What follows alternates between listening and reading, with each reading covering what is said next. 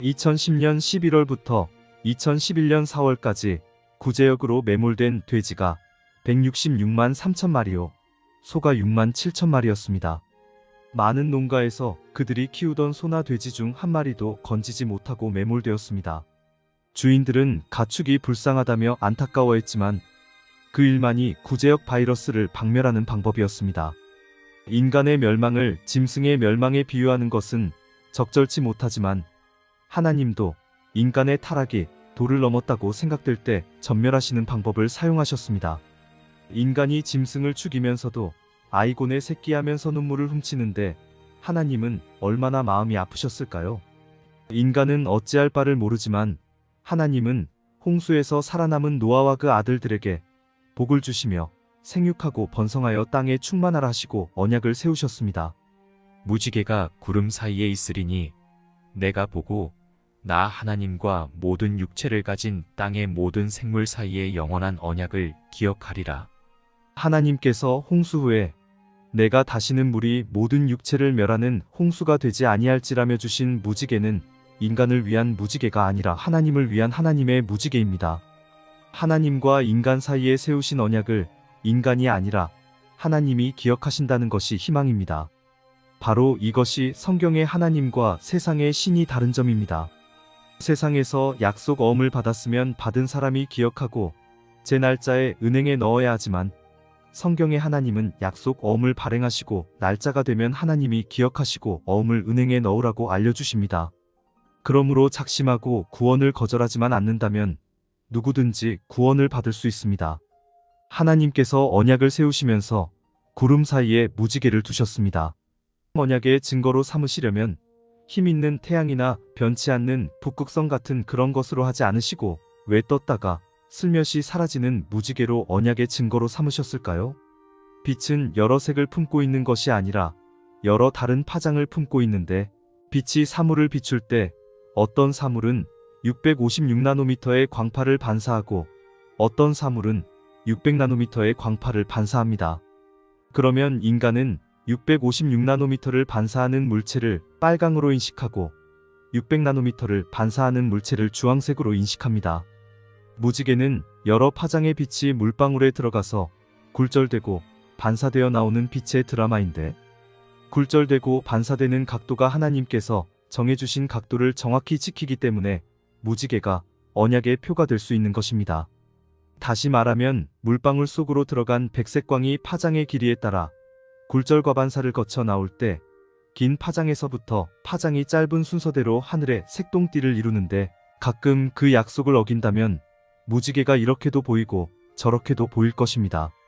그렇다면 무지개는 비온 후에 일어나는 하나의 현상일 뿐 언약의 무지개는 되지 못합니다. 언약의 조건은 약속을 지키는 것입니다.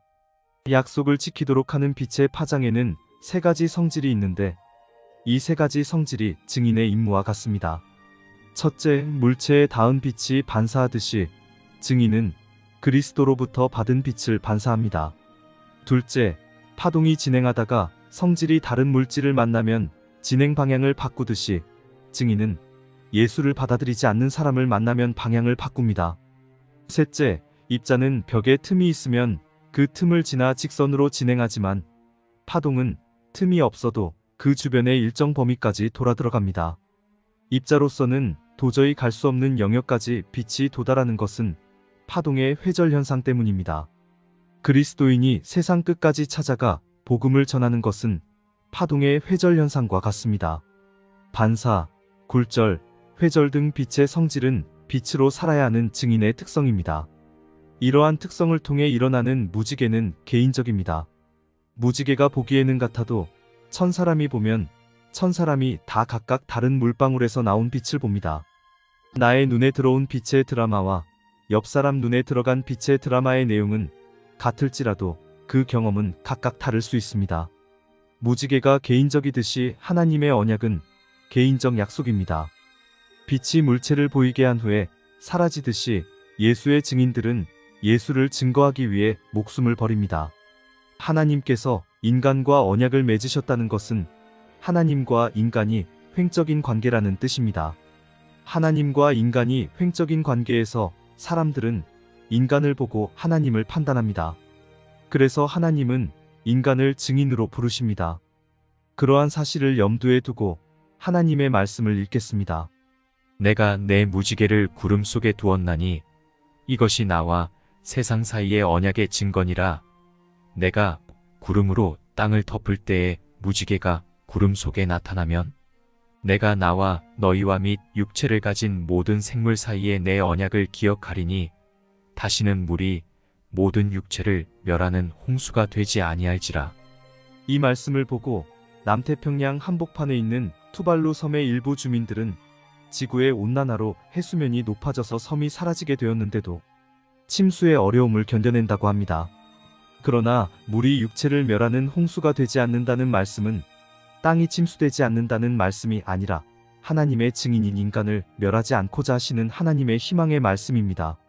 내가 내 무지개를 구름 속에 두었나니에서 무지개로 번역된 히브리어 케시트는 활입니다. 내가 내 무지개를 구름 속에 두었나니라는 말씀은 내가 내 활을 구름 속에 두었나니로 이해할 수 있는 말씀입니다. 실제로 킹제임스 성경 등 많은 영어 성경들은 내가 나의 활을 구름 속에 두었다로 번역했습니다. 하나님은 다시는 물로 멸망시키지 않는다는 언약의 증표로 구름 속에 활을 두셨습니다. 구름이 땅을 덮으려 할 때 활이 구름 속에서 나타나면 하나님은 인간과 맺은 언약을 기억하십니다.